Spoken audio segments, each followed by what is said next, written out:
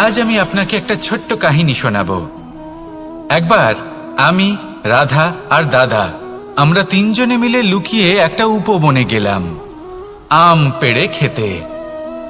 অনেক পরিশ্রম করে আমরা ওখানে পৌঁছলাম আর আমরা আশ্চর্যচকিত হয়ে গেলাম এটা দেখে যে এবার তো আম পাকেইনি। এবার দাদা কি করলেন, একটা আম পাড়লেন আর সেটা চাখলেন, আর উনি নিরাশ হয়ে পড়লেন। উনি বললেন যে এটা তো খুবই টক। তারপর রাধা একটা আম পাড়লো আর সেটা চেখে দেখল, আর রাধা উৎসাহিত হয়ে পড়ল। আমি রাধাকে জিজ্ঞেস করলাম, কি হয়েছে, তুমি এত উৎসাহিত কেন? তখন রাধা বলল যে এবার এত বেশি টক আম হয়েছে যে এগুলো দিয়ে আমরা আচার বানাবো। তাহলে দাদা ওখান থেকে বেরিয়ে গেলেন নিরাশ হয়ে এবং খালি হাতে।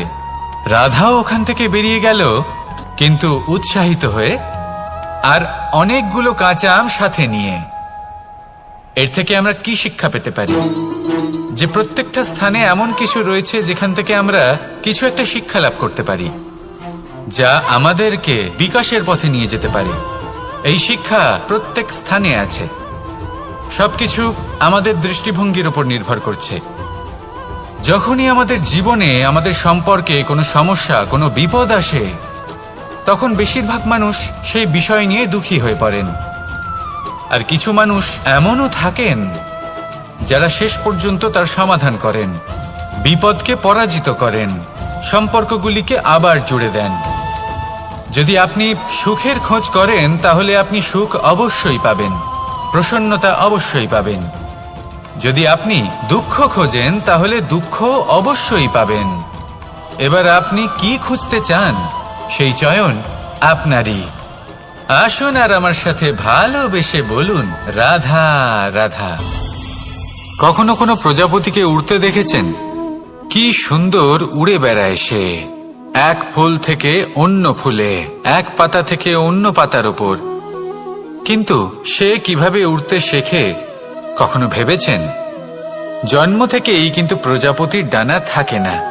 ও কিন্তু ছোট্ট একটা ডিমের আকারে জন্ম লাভ করে। তারপর সেই ডিমটি ভেঙে একটি কীট বাইরে আসে। আস্তে আস্তে সে বড় হয়, ওর শক্তি বৃদ্ধি পায়। তারপর সে সেই কীট দশা ত্যাগ করে নিজের ডানাগুলি মেলে। এই প্রক্রিয়া তার কাছে সরল নয়, অত্যন্ত যন্ত্রণাদায়ক প্রক্রিয়া, কিন্তু সে সেই যন্ত্রণা মেনে নেয়। আর তারপর আস্তে আস্তে সে উড়তে শেখে। শুধুমাত্র আকাশে উড়ে বেড়ায় তা নয়, আমাদের মনের মাঝে উড়ে বেড়ায়। এবার এই ডিম থেকে প্রজাপতি হয়ে ওঠার যে যাত্রা, এটা যতটা কঠিন, ততটাই কঠিন হয় এই সংসারে শ্রেষ্ঠ কর্ম করা, ততটাই কঠিন হয় এই সংসারে মহান হয়ে ওঠা। সেই জন্য প্রয়োজনীয় প্রচেষ্টা এবং সময়। নিরন্তর প্রচেষ্টা করতে থাকুন, পর্যাপ্ত সময় নিন, এবং আপনি নিজেকে এই আকাশে উড়ন্ত অবস্থায় পাবেন। আসুন আমার সাথে ভালোবেসে বলুন, রাধা রাধা। ধন, সম্পদ, ঐশ্বর্য, মানুষ হয় নিজের সৌভাগ্যের দ্বারা এগুলো লাভ করে থাকেন বা কর্মের দ্বারা। সৌভাগ্য আসলে কি? গ্রহের দশা, যা প্রত্যেক মুহূর্তে বদলাতে থাকে। কর্মের মাধ্যমে যখন আপনি ধন অর্জন করেন, তখন সেই ধন আপনার আগামী প্রজন্ম লাভ করে। সেটা হয় সে ভোগ করে বা তার জন্য তার ভোগান্তি হয়। আর এটা নির্ভর করছে আপনার কর্মের ওপরে। কি কর্ম করেছেন আপনি সেই ধনকে লাভ করার জন্য? যদি আপনি সৎ পথে চলেন, নিষ্ঠা ভরে আপনি কর্ম করে থাকেন এবং তার ফলে আপনি ধন অর্জন করে থাকেন, তাহলে আপনার আগামী প্রজন্ম সেটা ভোগ করবে, সেটা প্রয়োগ করবে নিজের বিকাশের জন্য। কিন্তু যদি আপনি কুকর্ম করে থাকেন, কোনো রকম ছলনা করে থাকেন এই ধন লাভ করার জন্য, তাহলে 100% আপনার আগামী প্রজন্মকে এর জন্য ভুগতেই হবে। তাহলে আপনি কি চাইবেন? যে আপনার আগামী প্রজন্ম সুখ ভোগ করবে, নাকি আপনার কুকর্মের পরিণাম ভোগ করবে? নির্বাচন আপনারই। আসুন আমার সাথে ভালোবেসে বলুন, রাধা রাধা।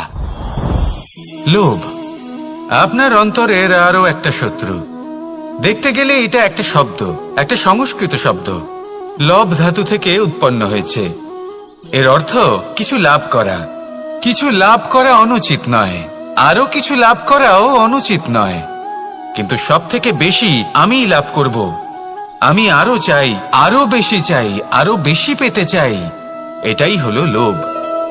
আর এই লোভ যখন গ্রাস করে, তখন আপনি যা পেতে চান, সে ধনই হোক বা মানই হোক, তা অর্জন করার জন্য মানুষ যে কোনো স্তরে পৌঁছে যেতে পারে।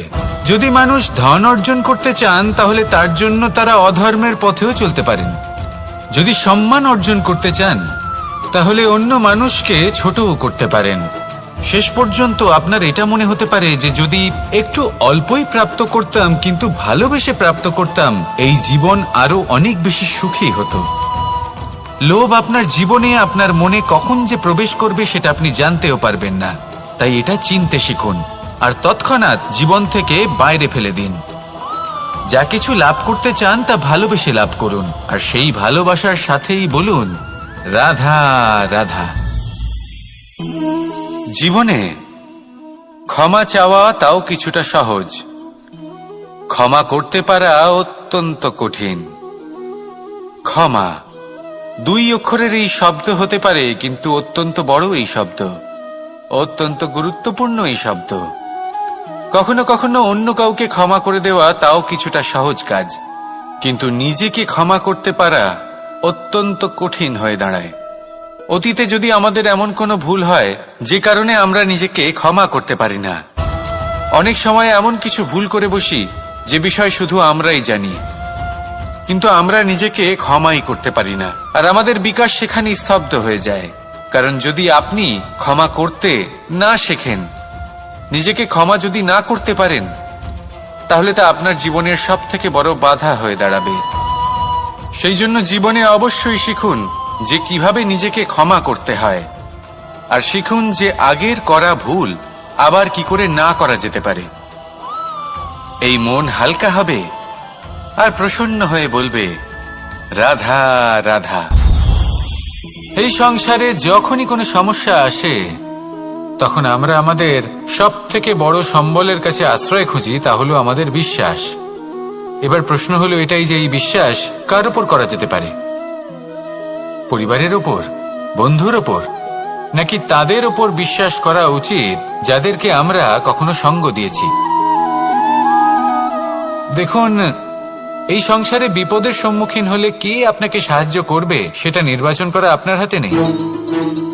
সেটা সেই সকল ব্যক্তির উপর নির্ভরশীল যে তারা আপনাকে সাহায্য করবে নাকি করবে না। অর্থাৎ যখনই কোনো বিপদ আসে, সর্বপ্রথম তার সম্মুখীন আমাদের নিজেকেই হতে হয়, আর তার জন্য প্রস্তুত থাকা প্রয়োজনীয়। সেই শক্তি, সেই সাহস অর্জন করা প্রয়োজনীয়। দেখুন, যখনই অন্ধকার আসে, তখন সবার আগে কে আপনাকে ত্যাগ করে চলে যায়? আপনার নিজেরই ছায়া।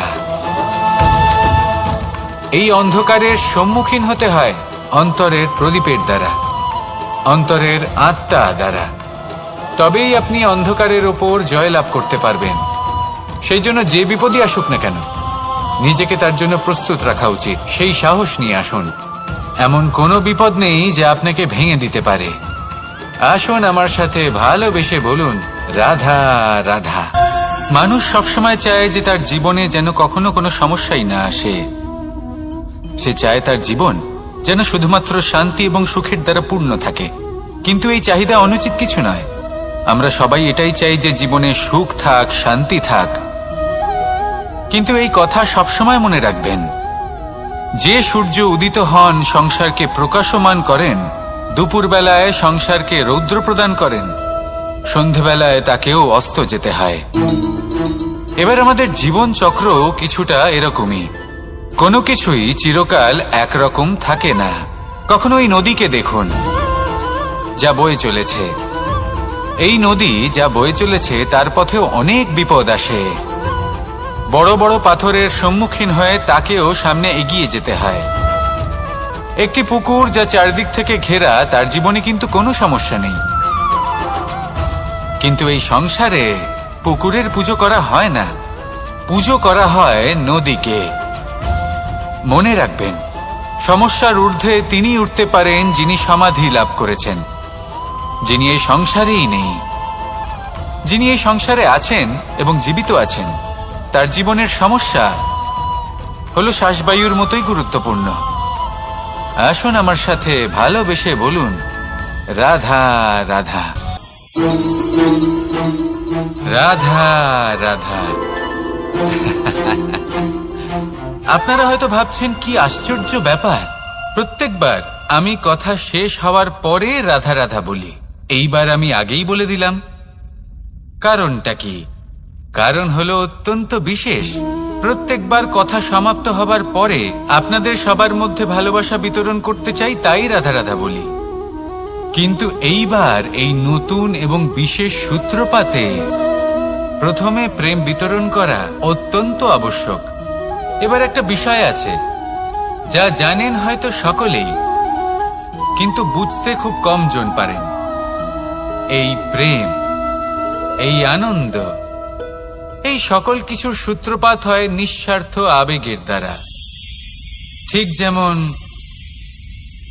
একজন মাতাকেই দেখে নিন। যখনই একজন মাতা সন্তানকে জন্ম দেন, তখন এই সংসার ভুলে যায় যে তার জন্য এটা একটা নতুন জন্ম। কারণ একজন নারী তখন একজন মাতৃরূপে নতুন ভাবে জন্ম নেন। একজন নারী স্ত্রী ও গৃহবধূ রূপে কিছু অধিকার লাভ করে থাকেন, কিন্তু তিনি যখন মা হয়ে যান, তখন তিনি শুধুই দান করতে শেখেন। নিজের সন্তানের জন্য কত কিছুই না করেন, তাকে বাৎসল্যের সাগরে ভাসিয়ে নিয়ে যান। এই সংসারে রাজকুমার জন্ম নিতেই পারেন, তাকে রাম এবং লক্ষণ কিন্তু মায়েরাই বানিয়ে তোলেন। একজন গোয়ালা জন্ম নেয়, তাকে দ্বারকাধীশ একজন মাই বানিয়ে তোলেন। পিতা হলেন সেই পর্বত যার একটা অংশ হলো তার সন্তান, কিন্তু মা হলেন সেই শিল্পী যিনি একটা পাথরকে খোদাই করে এমন এক মূর্তি গড়ে তোলেন যাকে সকলে পূজনীয় মনে করেন। তাহলে স্মরণ করুন সেই সকল মুহূর্ত যেগুলি আপনি নিজের মাতার সাথে অতিবাহিত করেছেন। অনুভব করতে পারবেন যে কিভাবে এক মুহূর্তেই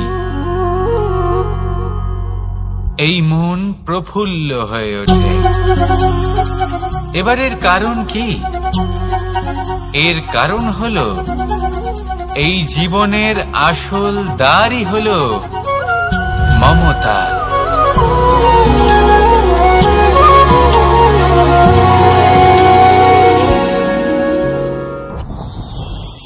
যত শক্তিশালী এই মন, তত শক্তিশালী এই শরীরও।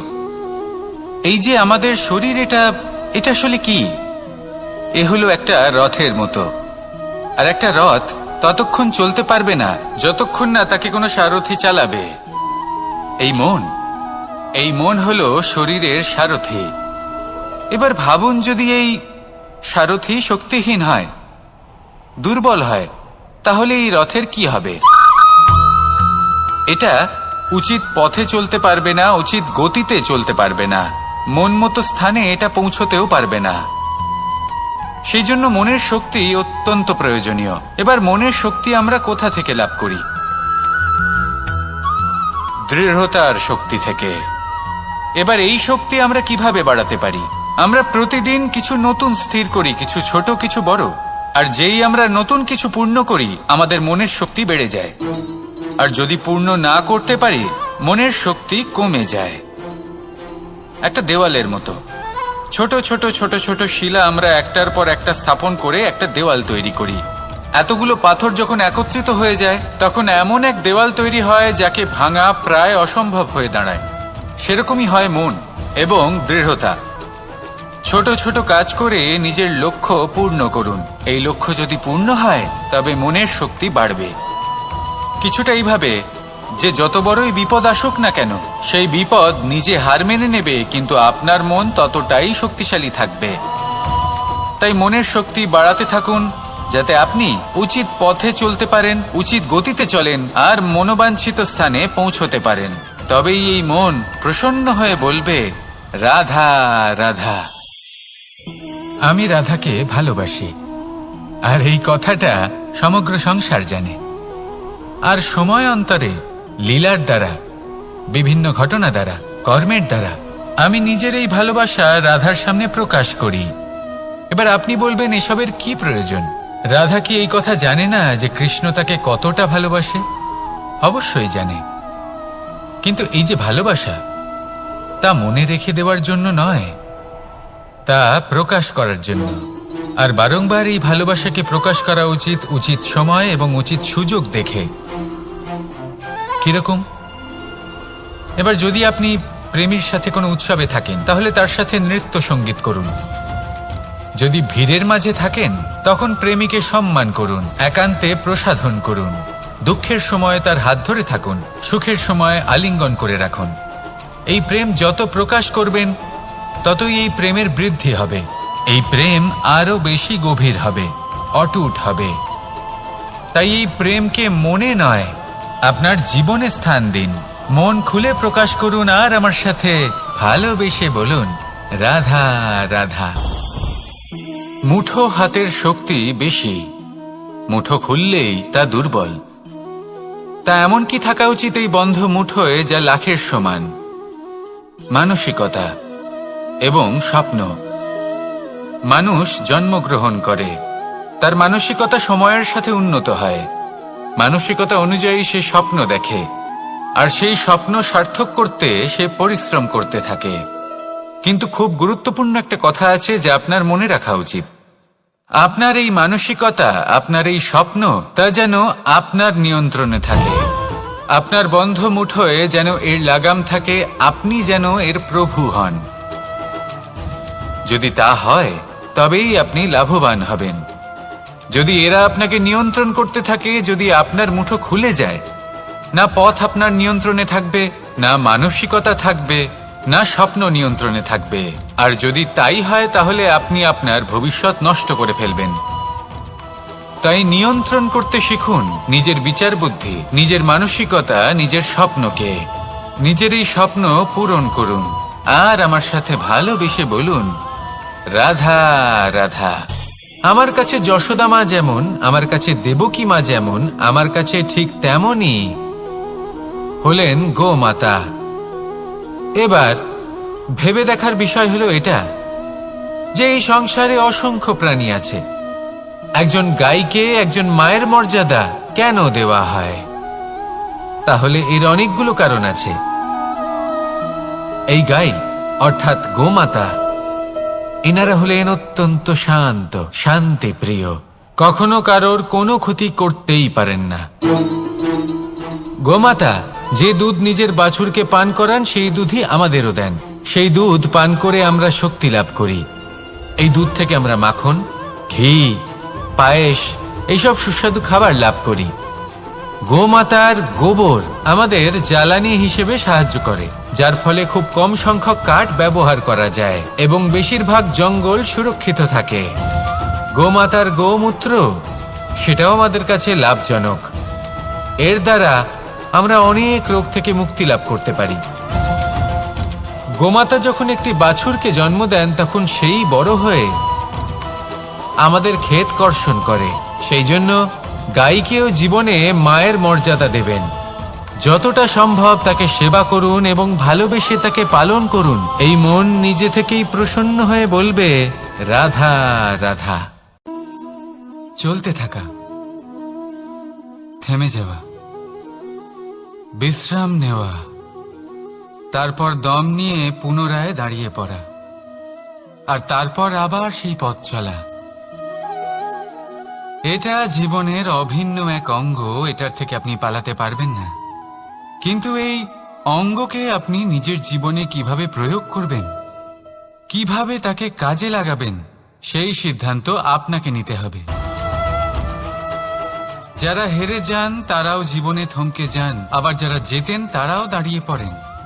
যারা হেরে যান তারা হাঁপিয়ে দাঁড়িয়ে পড়েন, যারা জিতে যান তারা দাঁড়িয়ে পড়েন সেই সর্বোচ্চ স্তরে পৌঁছে গিয়ে। এবার দাঁড়াতে তো আপনাকে হবেই, তা হতেই হবে। কিন্তু কখন, কিভাবে দাঁড়াবেন, ক্লান্ত হয়ে নাকি সর্বোচ্চ স্তরে পৌঁছে গিয়ে, সেই সিদ্ধান্ত আপনার। অবশ্যই দাঁড়িয়ে পড়ুন, কিন্তু ক্লান্ত হয়ে নয়, কারণ আপনাকে পুনরায় দাঁড়িয়ে পড়তে হবে, পুনরায় যাত্রাপথে এগোতে হবে এবং সর্বোচ্চ স্তরে পৌঁছতেই হবে। রাধা রাধা। স্বপ্ন, আমরা জীবনে স্বপ্ন দেখতে থাকি, সেটা পূরণ করার পূর্ণ প্রয়াস করে থাকি, কিন্তু এই স্বপ্ন পূরণ না হওয়ার পরিস্থিতিতে আমরা ভেঙে পড়ি, ছিন্ন বিচ্ছিন্ন হই। আর তারপরই বোঝা আমরা আগামী প্রজন্মের ওপর রীতিমতো চাপিয়ে দিই। আমরা এটাই মনে করি যে আমরা যেটা হতে পারিনি সেটা আমাদের সন্তান অবশ্যই হবে। আমরা যা কখনো পাইনি আমাদের সন্তান অবশ্যই তা পাবে। এটা যে অনুচিত সেটা আমরা ভাবি না, কিন্তু এটা ভুল। আর এই ভুল আমরা সকলেই করে থাকি। সন্তান প্রকৃতি আর পরমাত্মার আশীর্বাদ, ওদের ভেতরে তাদের নিজের একটা অস্তিত্ব। রাধা রাধা। এই পুকুর দেখছেন আপনি, পুকুরের জল কখনো প্রবাহিত হয় না, একই স্থানে জমে থাকে, আর সেই কারণে কিছুদিন পর ময়লা হতে শুরু করে। কিন্তু তাও আমরা একে ত্যাগ করি না, আমরা তবুও একে পুজো করি।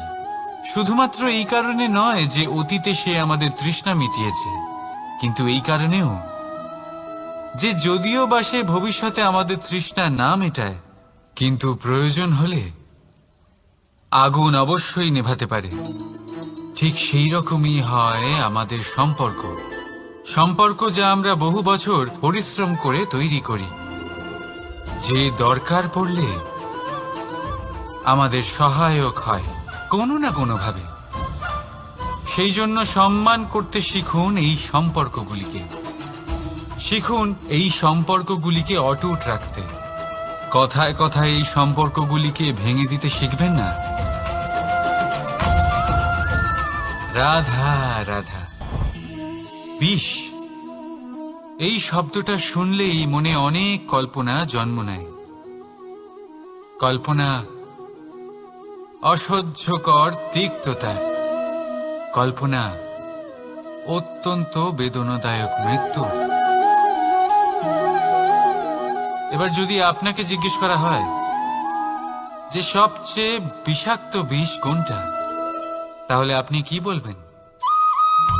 কেউ বলবে সর্পের বিষ, কেউ বলবে কাঁকড়া বিছের, কেউ বলবে কালকিউটের বিষ।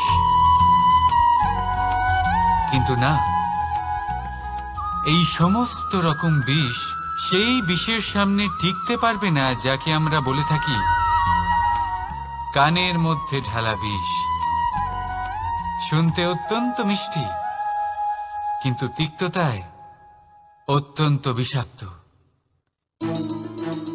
পেটের মধ্যে যাওয়া এই বিষ শুধুমাত্র একটি মানুষের মৃত্যুর কারণ হয়, কেবল একটি। কিন্তু কানের মধ্যে ঢালা এই বিষ একাধিক সম্পর্কের নাশ করতে পারে। আর এটাতে সেই ব্যক্তির ভুল নেই যে আপনার কানে বিষ ভরেছে, আপনি তাকে দোষ দিতে পারেন না। এখানে দোষ আপনার নিজের, যে এই বিষকে আপনি নিজের উপরে প্রভাব ফেলতে দিয়েছেন, এই বিষকে সুযোগ দিয়েছেন আপনার ক্ষতি করতে। এটা আপনার ভুল। সেই জন্য কুমন্ত্রণায় কখনো কান দেবেন না। আপনার মনে ভালোবাসার দৃঢ়তা জাগিয়ে তুলুন আর নষ্ট করে দিন এই সংসারের সমস্ত বিষের প্রভাবকে। রাধা রাধা। জীবন, আমাদের এই জীবন সুখ আর দুঃখ, এই দুইয়ের মিশ্রণ। এদের সংমিশ্রণই জীবনের ভারসাম্য বজায় রাখে। এখন এই সুখ, সুখ এমন এক বস্তু যাকে সবাই খুঁজে চলেছে। দুঃখ এমন এক অনুভূতি যা সবার কাছে আছে। আমাদের প্রত্যেকের জীবনে সুখ আর দুঃখ আসতে থাকবে আর যেতেও থাকবে। এটা অবশ্যই জীবনে থাকবে, কিন্তু সফলতা এটা সবার জীবনে আসে না। কেন?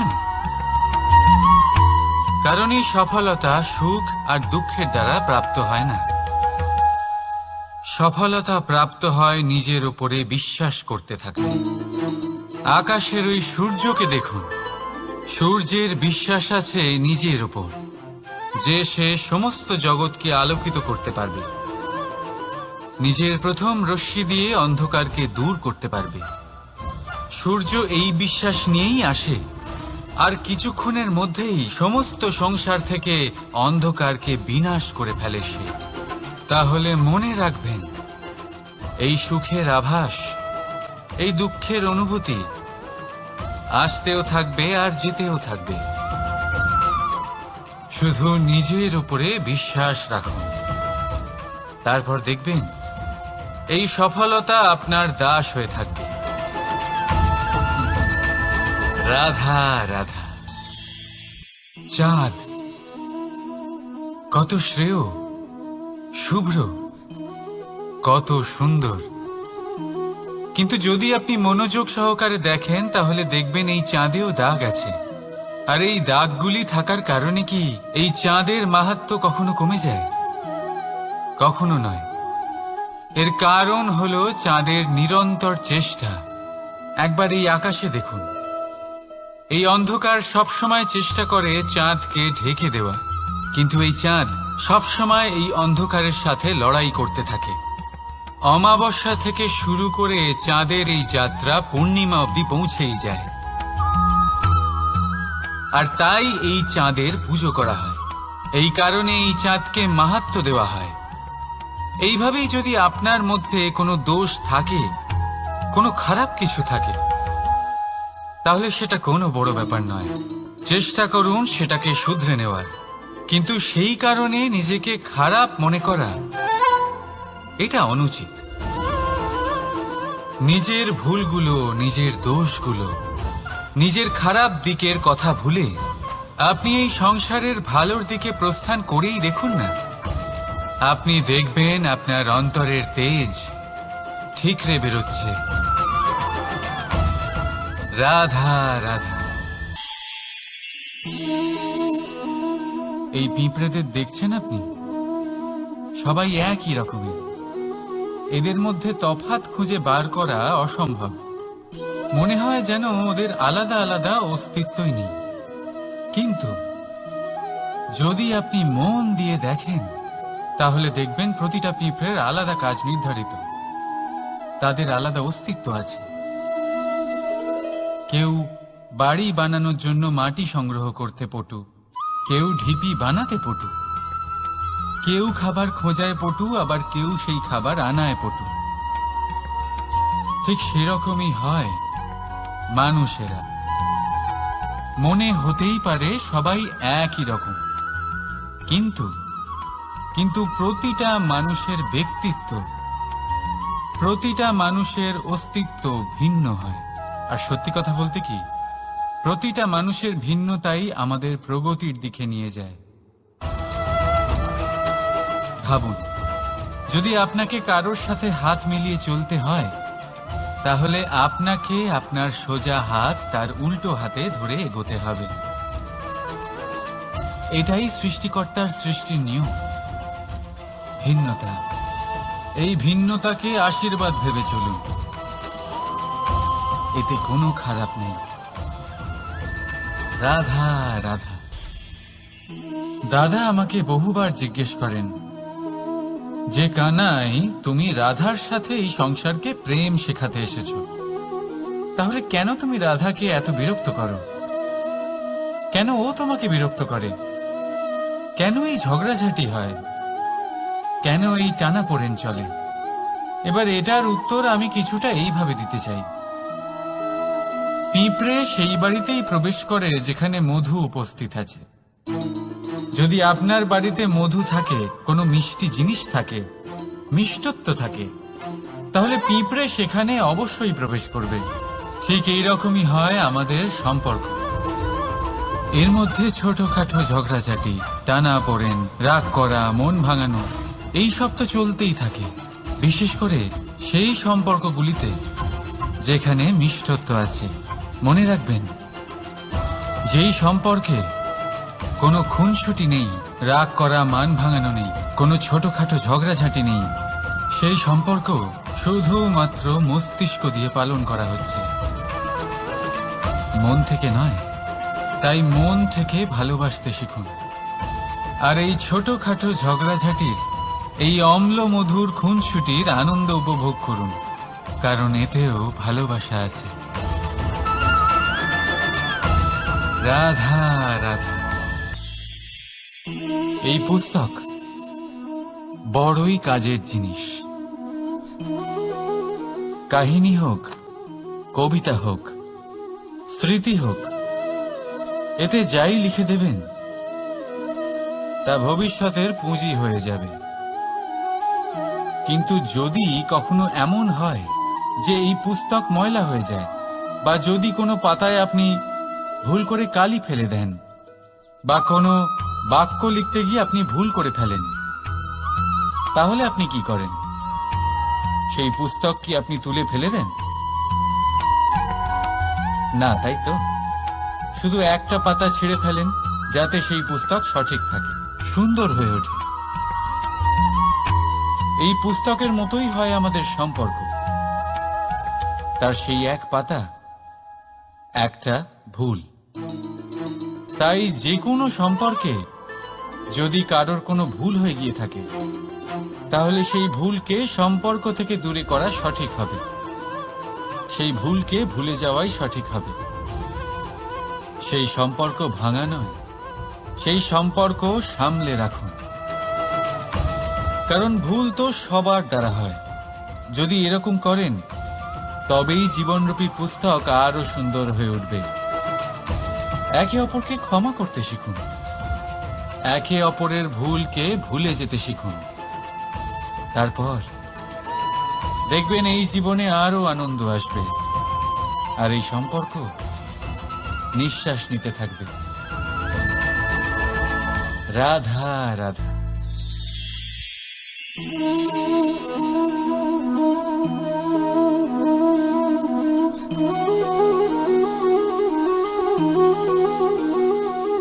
আমার এই ছায়া দেখতে পাচ্ছেন আপনি? প্রকাশের স্রোত যখন মধুর আর দূরে থাকে, তখন এই ছায়া লম্বা হয়ে যায়। কিন্তু যেই প্রকাশের স্রোত মাথার উপরে চলে আসে, এই ছায়ার আকার ক্রমশ ছোট হতে থাকে। আর অন্ধকারে তো এই ছায়া বিলুপ্ত হয়ে যায়। কিছুটা এরকমই হয় আমাদের অহংকার। সুখের আগমন হলে, বৈভবের উপলব্ধিতে এটা বাড়তে থাকে। কিন্তু যেই সংকটের তাপ বেড়ে ওঠে, অহংকার ছোট হতে থাকে। আর যখন সংকটের এই অন্ধকার আমাদের চারিদিক থেকে ঘিরে ধরে, তখন এই অহংকার আমাদের ছায়ার মতোই বিলুপ্ত হয়ে যায়। তাই সেই কারণে আপনার জীবনে সংকটের আগমন আপনার অহংকার নষ্ট করেই দেবে, কিন্তু তার জন্য সংকটের অপেক্ষা কেন করবেন? এই অহংকারকে বাড়তেই দেবেন না, উৎপন্ন হতেই দেবেন না। বিবেকের সুতো দিয়ে বেঁধে রাখবেন একে। দেখুন, আমি শ্রেষ্ঠ, এটা বিশ্বাস করতে কোনো আপত্তি নেই। কিন্তু শুধুমাত্র আমি শ্রেষ্ঠ, আর কেউ নয়, এই আত্মসম্মান নয়, এ হলো অহংকার। আর অহংকার আর কিছুই নয়, শুধু পতনের দিকে প্রথম পদক্ষেপ। আর এই জীবনে পতনের দিকে নয়, প্রেমের দিকে এগিয়ে যান। আর আমার সাথে ভালোবেসে বলুন, রাধা রাধা। আপনি কি কখনো ফলে ফুলে পরিপূর্ণ বৃক্ষ দেখেছেন? তার ডালগুলো কিরকম স্বাধীনভাবে বেড়ে ওঠে। কিন্তু যদি এই ডালগুলো মূলের সাথে ঠিকভাবে যুক্ত না থাকে, সেই বৃক্ষের মূলগুলি গভীর না হয়, তাহলে কি হবে? তাহলে কি সে সেই সব সুবিধা পাবে? কখনোই নয়। সেই বৃক্ষের ডাল পড়ে যাবে, সেই বৃক্ষ ভূমিষ্ঠ হয়ে যাবে। ঠিক সেইভাবেই চিন্তা ভাবনার স্বাধীনতার আনন্দ আপনি তখনই আস্বাদন করবেন যখন আপনার শিক্ষা গভীর হবে। তাই স্বাধীন থাকুন দৃষ্টিভঙ্গিতে, কিন্তু যুক্ত থাকুন শিক্ষার সাথে। রাধা রাধা। সমাজ, আমরা এই সমাজে বাস করি আর বহুবার একটা গুরুত্বপূর্ণ কথা ভুলে যাই। এই সমাজ আমরা সকলে মিলে তৈরি করি। সমস্ত সময় কাটিয়ে দিই এইটা ভাবতে ভাবতে যে এই সমাজ কি ভাববে, আমার কি করা উচিত, আমার কি ভাবা উচিত, কি পড়া উচিত, কোনটা সঠিক কোনটা ভুল। যদি আমি এটা করি তাহলে কয়েকজনের এটা মনে হবে না তো যে আমি খারাপ, যখন আমি তা নই।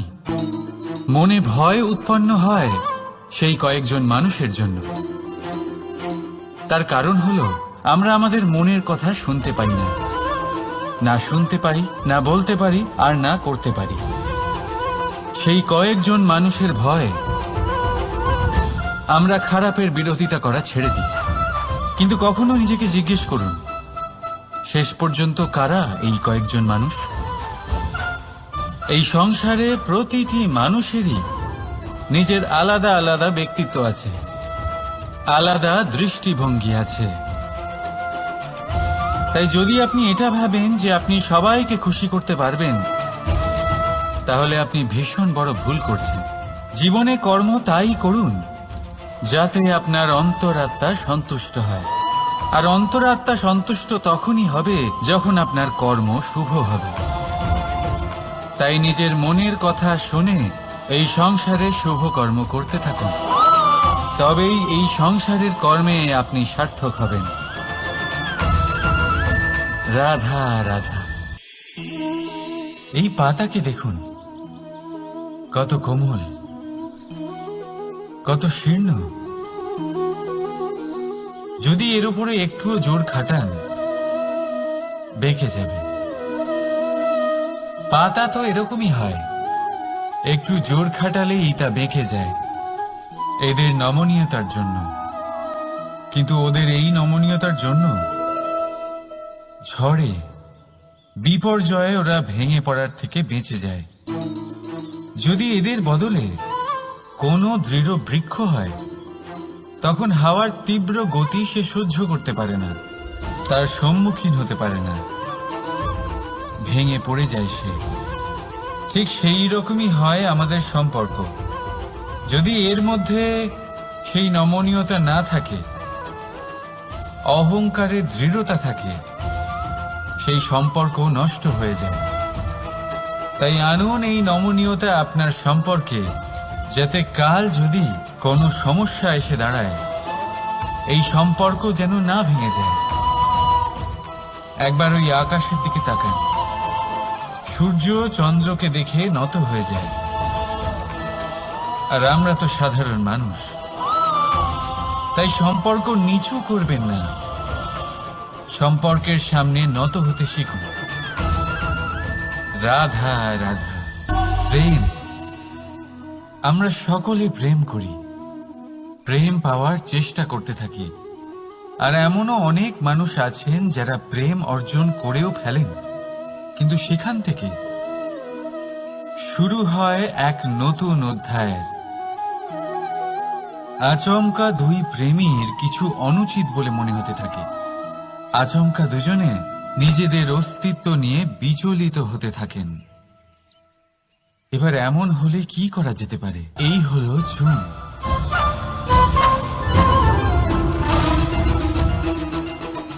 এবার এটাকে দেখুন, যখন চুন আর হলুদকে একসাথে মিলিয়ে দেওয়া হলো, তখন ওরা নিজেদের রং ত্যাগ করে দিয়ে একটা নতুন রং তৈরি করল।